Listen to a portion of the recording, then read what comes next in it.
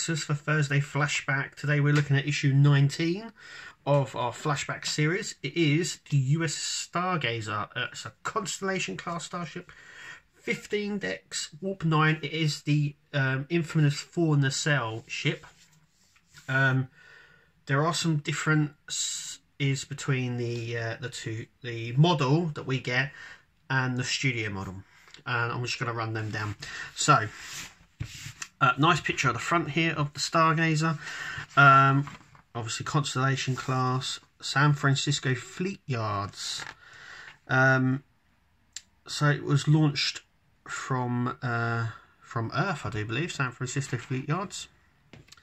It says Captain Jean-Luc Picard. Now he became the captain after an accident that happened on the ship, where he had to take command.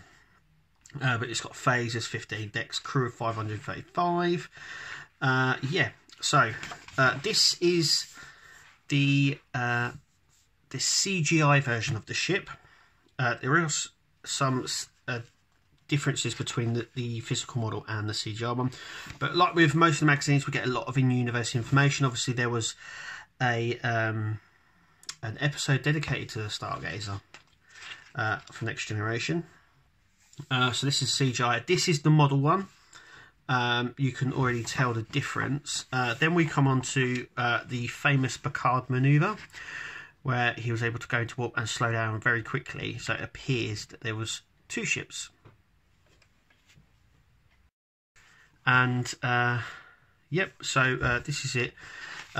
It's sort of given to Picard by the Ferengi, who have sort of messed with his mind. That's the episode. The Ferengi find the ship, then sort of lure Picard to it in order for him to die and all that sort of stuff.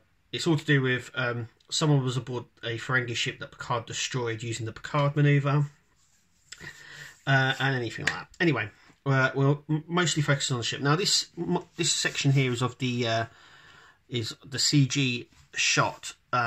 So you've got the saucer section here. Now the saucer section is quite fat. On the physical model, the saucer section is actually thicker than it is on the CGI one, and the model we get is of the CGI model. So I'm not too sure, and I'll tell you, I'll explain to you how we know the difference, and it's to do with this shot here. So the saucer section's here, as you can see, and it looks like, or is, the same thickness as this little section here, which is, it looks like it's from the Reliant model actually.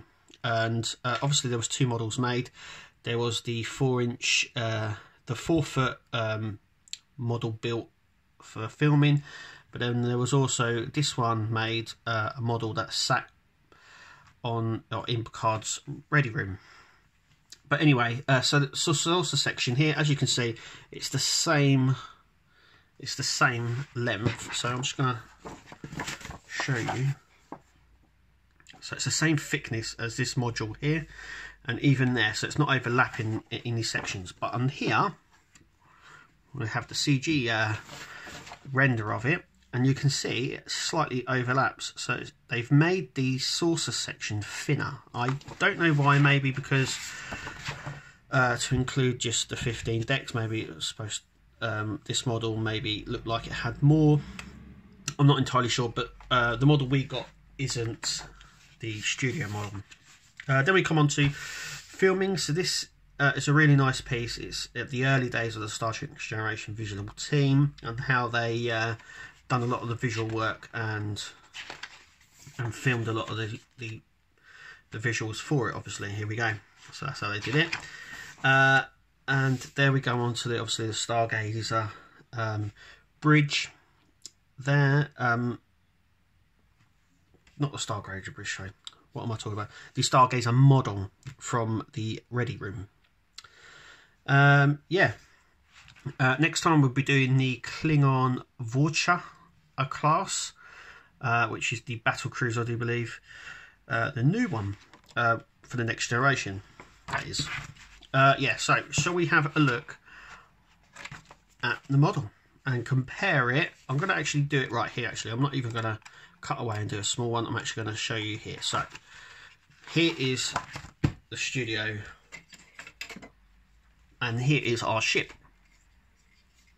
So I'm going to zoom up. So as you can see, as we've established by this picture here, so this section here, the saucer section should be as thick as that, and our Eagle Moss model isn't.